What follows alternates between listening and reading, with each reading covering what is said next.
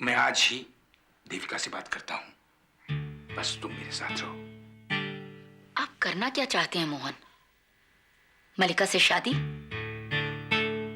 इसमें बहुत देर हो चुकी है मोहन, बहुत देर। पता नहीं अम्मी, हमारी जिंदगी कहाँ जा रही है। सोच लीजिए मोहन, क्या वाकई आपको मेरी जरूरत नहीं है? चाय।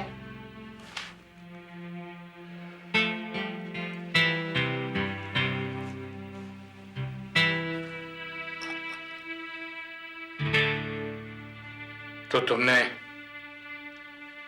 वाकई फैसला कर लिया है अपना बिजनेस यहां शिफ्ट करने का? जी। क्यों? वजह मैं पहले भी बता चुकी हूं। मुझे अपने घर पर ही रहना है। मैं अपना हक किसी को नहीं दूंगी। आज मुझसे ज्यादा इसकी जरूरत किसी को नहीं है। मैं चुप नहीं रहूंगा। क्या करेंगे आप? जरा सोच कर देखिए। अपनी ही बेटी के खिलाफ अदालत में मुकदमा लड़ते हुए अपने ही तलाक का मुकदमा, कैसा लगेगा आपको? तुम मुझे डरा रही हो? नहीं, सच से वाकिफ करवा रही हूं।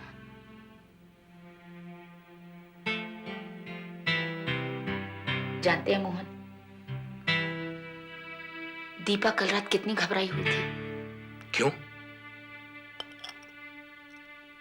अदालत में हुए उस वाकये को लेकर? जी। उसे समझाओ कि अदालत में ऐसे ड्रामे होते रहते हैं। जानती तो वो भी है, लेकिन जिस तरीके से कल हुआ सब, उसकी उसने कतई उम्मीद नहीं की थी। जाऊं जाकर उसे देख कर आऊं।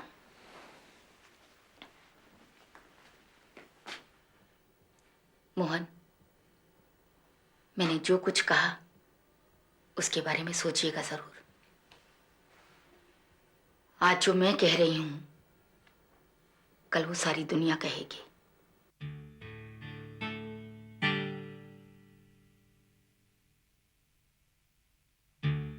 जब आपको अपने घर में सुख मिल रहा है तो क्या ये सब ठीक है? क्या फिर दीपा आपसे दूर नहीं चली जाएगी?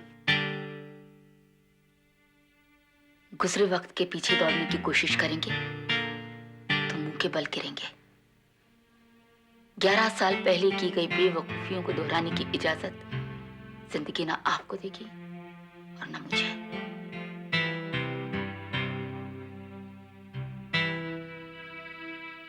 क्या मैं वाकई ये चाहता हूं? क्या ये सब सही नहीं कह रहे? पता नहीं इस सच को मानना इतना मुश्किल क्यों है।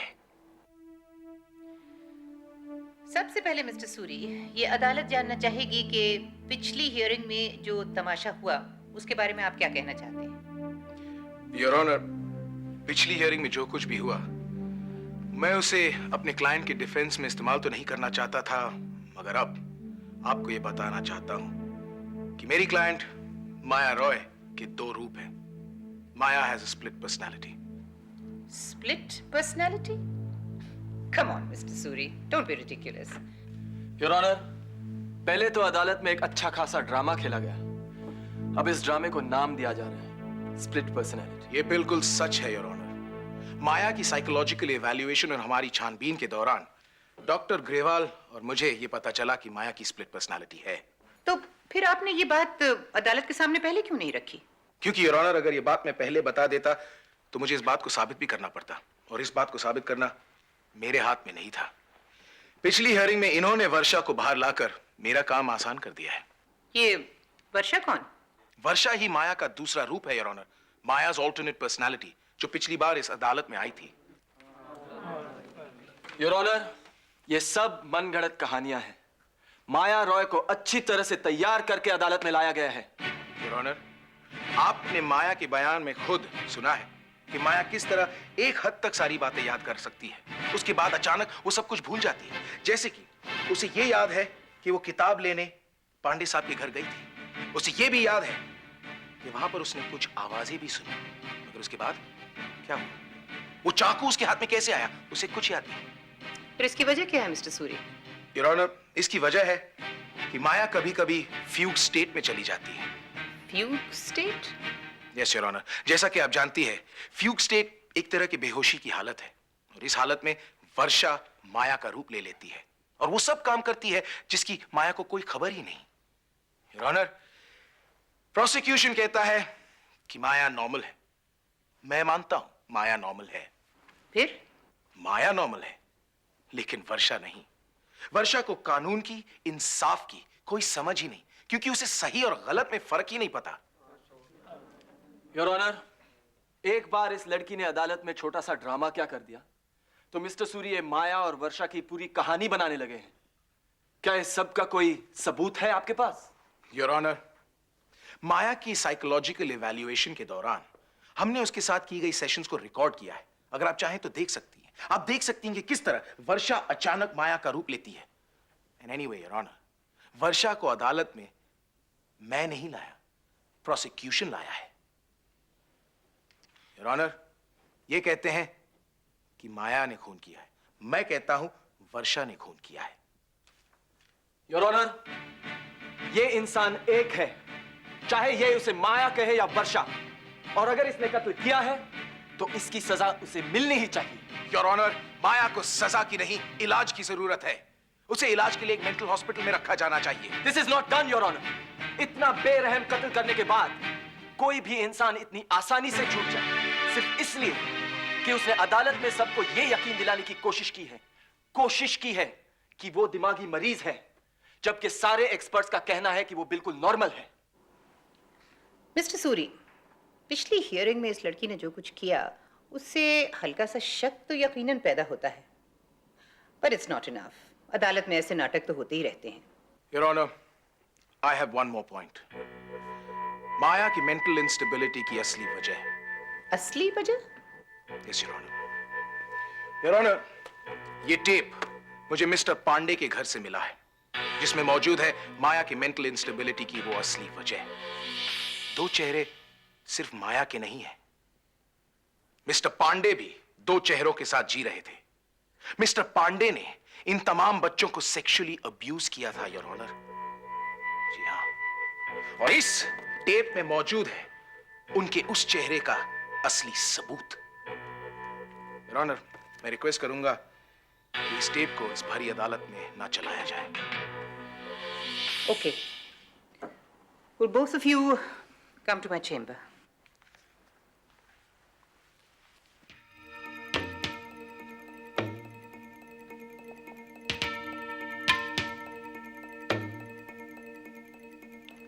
Disgusting. अब आप ही बताइए योर ऑनर, जिस लड़की ने बचपन में अपनी आंखों के सामने अपने माँ बाप को मरता देखा हो, जिसने ये सब कुछ सहा हो, क्या उसके पास अपने दिमागी संतुलन खोने की वजह मौजूद नहीं है? तमाम हालात से जाहिर है कि कत्ल माया रॉय ने ही किया, पर उस वक्त वो दिमागी तौर से ठीक नहीं थी। स्टेट साइकियाट्रिस्ट से माया रॉय के एग्जामिनेशन में जो गलती हुई उसे मिस्टर सूरी कोर्ट में साबित कर चुके हैं। लिहाजा ये अदालत माया रॉय को स्टेट मेंटल हॉस्पिटल भेजने का हुक्म देती है और माया रॉय को वहां तब तक रहना है जब तक वो ठीक होकर समाज में लौटने के लायक ना हो जाए। The court is adjourned.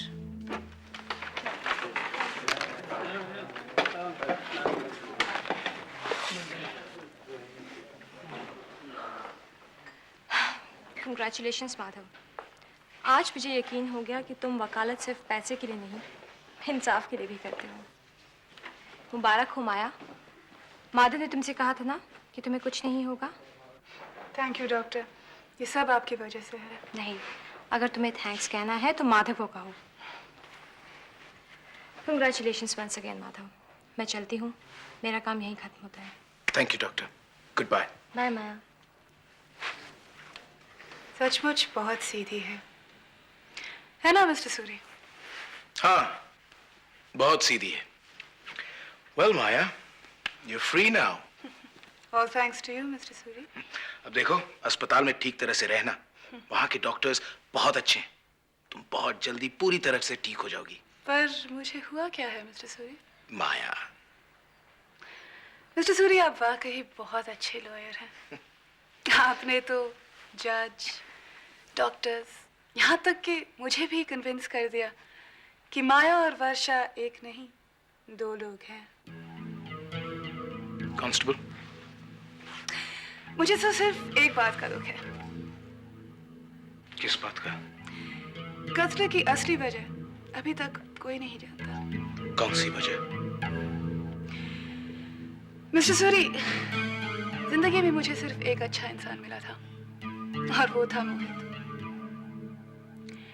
और मिस्टर पांडे ने मेरी आंखों के सामने उसे पहाड़ी से धकेल दिया।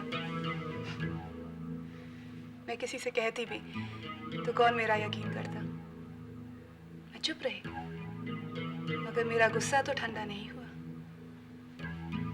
और आप तो जानते हैं मिस्टर सूरी, मुझे बहुत गुस्सा आता है।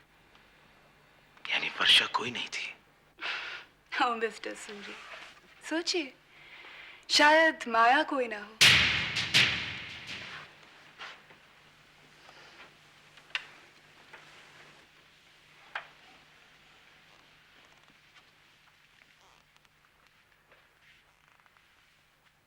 माधव सूरी, बस एक पल में तुम जीत कर भी हार गए और मैं हार कर भी तुमसे जीत गया।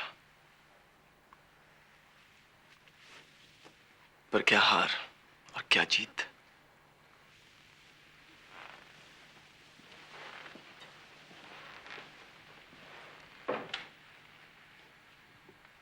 यानी माया रॉय की कोई स्प्लिट पर्सनालिटी थी ही नहीं।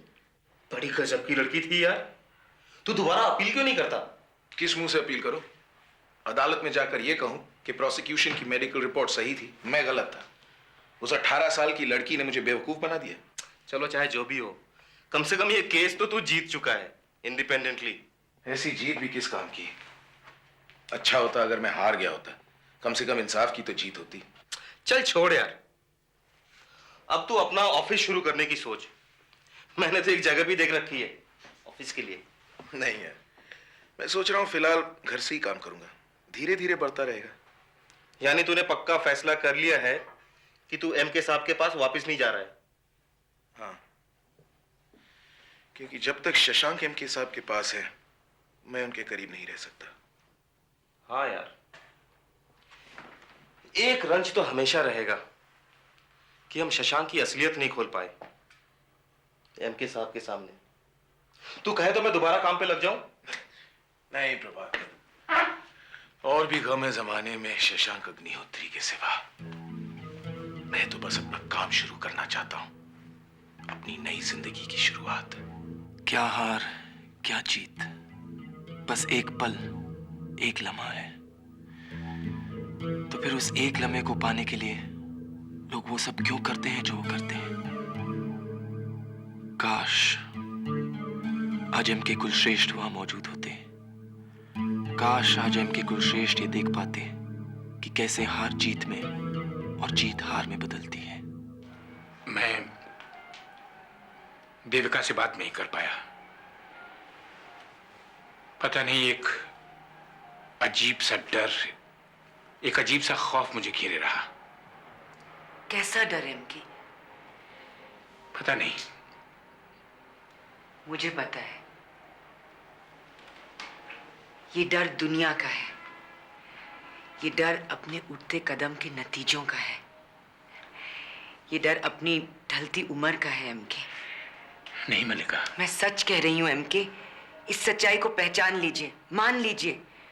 मान लीजिए कि आपके लिए अपनी बीवी से तलाक लेकर मुझसे शादी करना मुमकिन नहीं। आज आपके लिए अपने बेटी का सामना करना मुमकिन नहीं। लेकिन क्यों? क्योंकि देविका आपको तलाक नहीं देगी एमके, और उसका मतलब अदालत के चक्कर। जिस अदालत में आज तक आप दूसरों के मुकदमे लड़ रहे थे, क्या उसी अदालत में आज आप अपनी बेटी के खिलाफ अपने तलाक का मुकदमा लड़ सकते हैं? बोलिए। जीना मुश्किल हो जाएगा एमके, जीना मुश्किल हो जाएगा। ऐसा ना हो कि जिस जिंदगी की तलाश में हम लोग ये सब कर रहे हैं, उसी जिंदगी के बचे हुए दिन हम दुनिया को जवाब देने में ही निकाल दें। पर मल्लिका, क्या हम दोनों मिलकर इस दुनिया का मुकाबला नहीं कर सकते? क्या हम दोनों मिलकर इस दुनिया से जीत नहीं सकते? नहीं, जिस वक्त दुनिया का सामना करने की हिम्मत थी, उस वक्त अगर हम लोग ये कदम उठाते तो शायद कोई बात नहीं थी। लेकिन अब नहीं एमके, अब नहीं। अब आपको दीपा के बारे में सोचना चाहिए, उसके भविष्य के बारे में सोचना चाहिए। हम लोग अपनी जिंदगी जी चुके हैं एमके। कब तक सिर्फ अपनी जिंदगी के बारे में सोचते रहेंगे? अब आपकी जिंदगी, आपके घर, आपकी बेटी और आपकी पत्नी के नाम होनी चाहिए। और तुम्हारी जिंदगी? पता नहीं, शायद मेरी जिंदगी किसी के नाम नहीं होगी। अकेले जीने वालों को तन्हाई की आदत डाल लेनी चाहिए एमके, और मुझे वो आदत पड़ चुकी है। एमके कुलश्रेष्ठ, मेरा हाथ आप तक बस पहुंचने ही वाला है। हर दिन के साथ ही फासला और कम होगा, और फिर। लेकिन क्या हम खुश रह पाएंगे? कम से कम जी तो पाएंगे एमके, और अगर जीने लगेंगे तो फिर खुश भी रहने लगेंगे। मल्लिका, मैंने जिंदगी में सिर्फ तुम्हें चाहा है। मैं जानती हूँ एमके, यही एहसास तो मेरी बची हुई जिंदगी का सबसे बड़ा सहारा होगा। एमके, हर बात का, हर चीज का, हर कदम का एक वक्त होता है। अगर वो वक्त चला गया तो फिर वापस लौट कर नहीं आता। आज देविका को आपकी और आपको देविका की जरूरत है। आज दीपा को अपने माँ बाप के सहारे की जरूरत है। और तुम्हें? मुझे जितने आसमान की जरूरत है वो तो मुझे मिल ही जाएगा।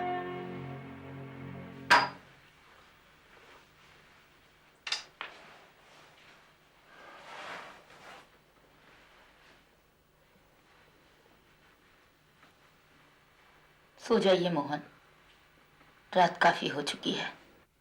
तुम मुझे तलाक नहीं दोगी? दीपा को मेरे खिलाफ भड़काओगी? केस लड़ने पर मजबूर करोगी? मुझे अदालत में घसीटोगी तुम? मोहन, आप तो वकील हैं, नामी वकील। अटैक और सेल्फ डिफेंस का फर्क जानते ही होंगे। मतलब? किसी को दुख देना या किसी को नुकसान पहुंचाने का इरादा मेरा नहीं है। ना वो मुझ में जोश रहा है, न ताकत। अब मैं जो भी कर रही हूं सिर्फ अपने सेल्फ डिफेंस में। मैं अपने घर लौट कर आई हूं, अपनी बेटी के पास, उस आदमी के पास जो आज भी दुनिया की नजरों में मेरा पति है। मैं इन रिश्तों को खोना नहीं चाहती मोहन। हाँ, इतनी कोशिश जरूर करूंगी कि जो गलतियां मैंने 11 साल पहले की वो दोबारा ना हो। वैसे गलतियां सिर्फ तुमने ही नहीं की थी। पर लौट कर तो मैं ही आई हूं ना मोहन, इसलिए भुगतान भी मुझे को करना होगा।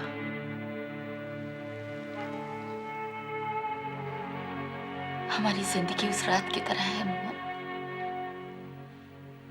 इसके अंधेरों से हम लड़ नहीं सकते। बस आंखें मूंदे इंतजार कर सकते हैं इसके खत्म होने का। इसीलिए कहती हूं, सो जाइए